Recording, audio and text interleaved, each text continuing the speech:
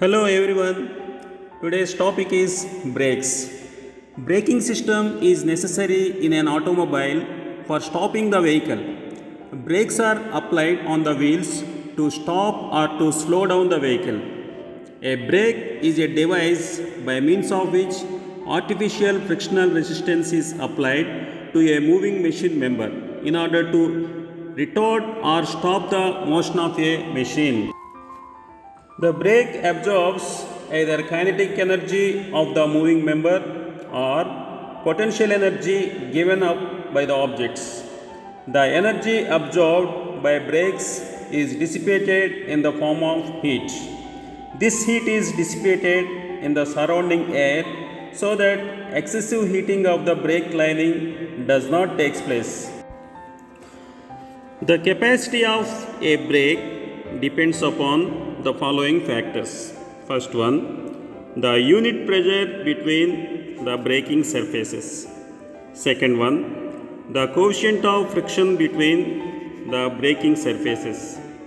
Third one, the peripheral velocity of the brake drum.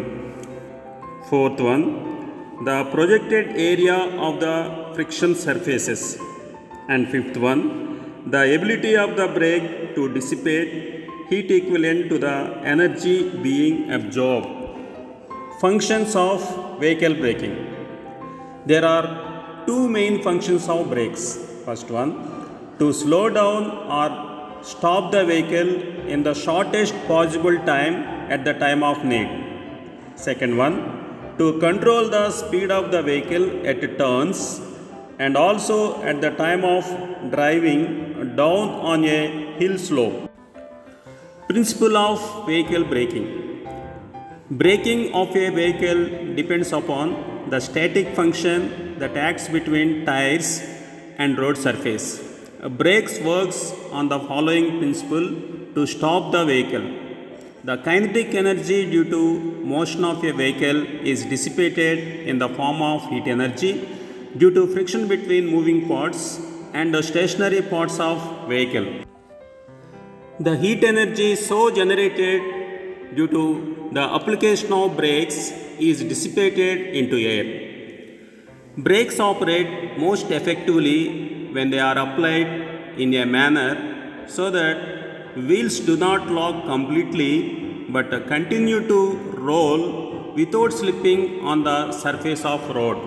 The major functional difference between a clutch and a brake is that a clutch is used to keep the driving and driven member moving together, whereas brakes are used to stop a moving member or to control its speed. Material for brake lining.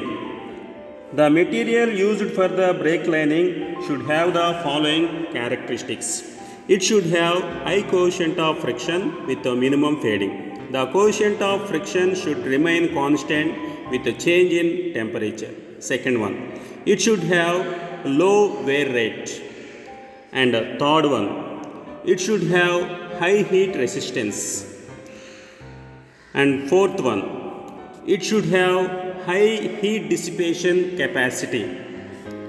Fifth one, it should have adequate mechanical strength. And the sixth one, it should not be affected by moisture and oil.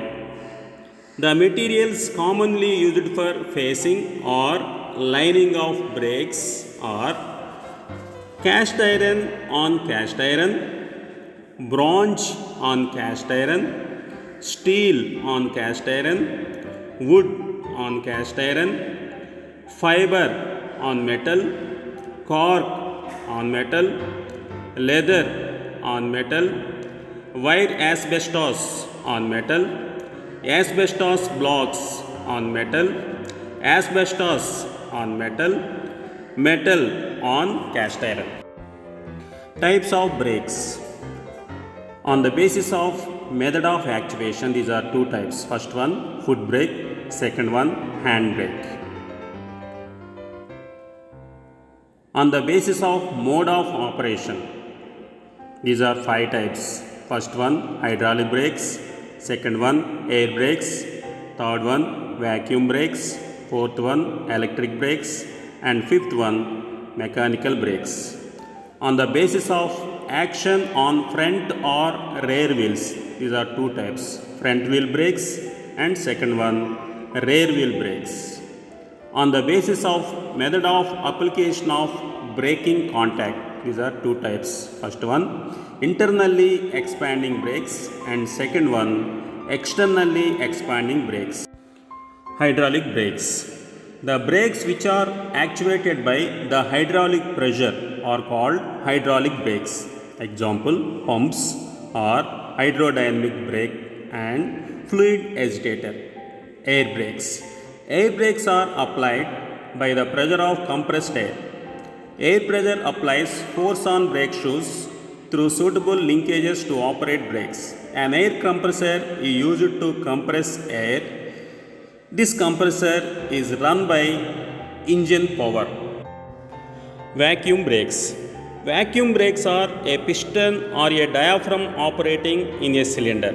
For application of brakes, one side of piston is subjected to atmospheric pressure while the other is applied vacuum by exhausting air from this side. A force acts on the piston due to difference of pressure. This force is used to operate brake through suitable linkages. Electric brakes. In electric brakes, an electromagnet is used to actuate a cam to expand the brake shoes. The electromagnet is energized by the current flowing from the battery. When flow of current is stopped, the cam and the brake shoes return to their original position and brakes are disengaged. Electric brakes are not used in automobiles as service brakes. Example, generators and eddy current brakes. Mechanical brakes. The mechanical brakes, according to the direction of acting force, may be divided into the following two groups. First one, radial brakes, and second one, axial brakes. Radial brakes. The force acting on the brake drum is in radial direction.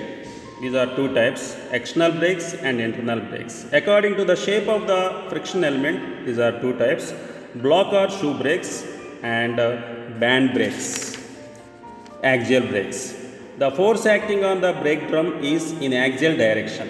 These are two types, first one disc brakes and the second one cone brakes. Thank you for watching the video. In the next video we will come with shoe brake. Bye bye.